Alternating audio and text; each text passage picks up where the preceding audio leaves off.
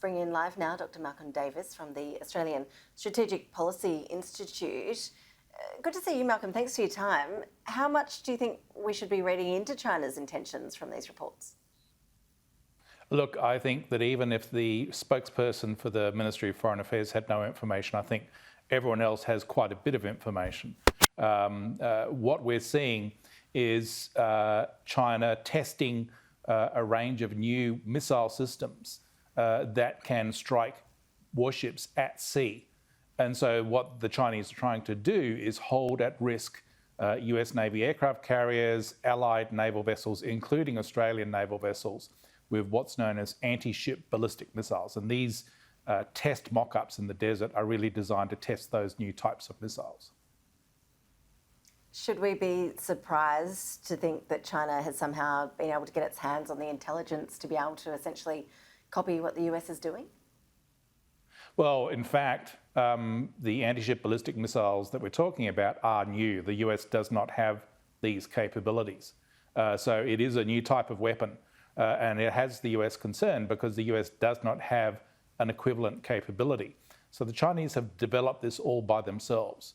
And they have already operationally deployed two types of these missiles, the DF-21D and the DF-26, with the latter able to strike ships as far out as Guam from China.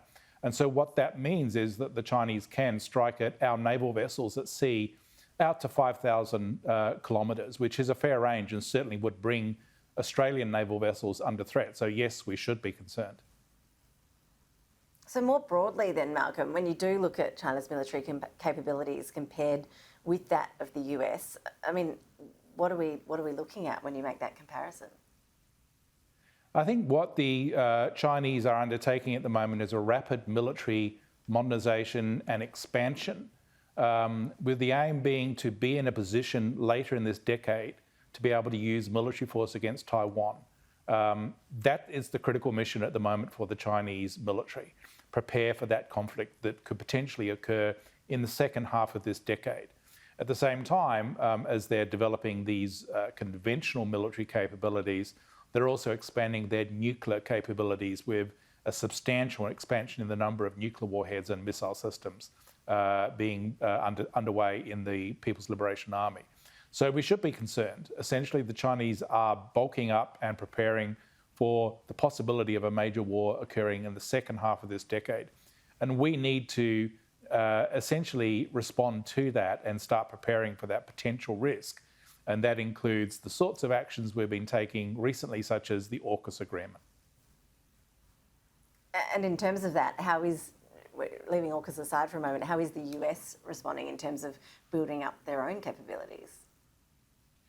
I think that what you're seeing is that the US is starting to concentrate its forces in the Indo-Pacific region in anticipation of that conflict.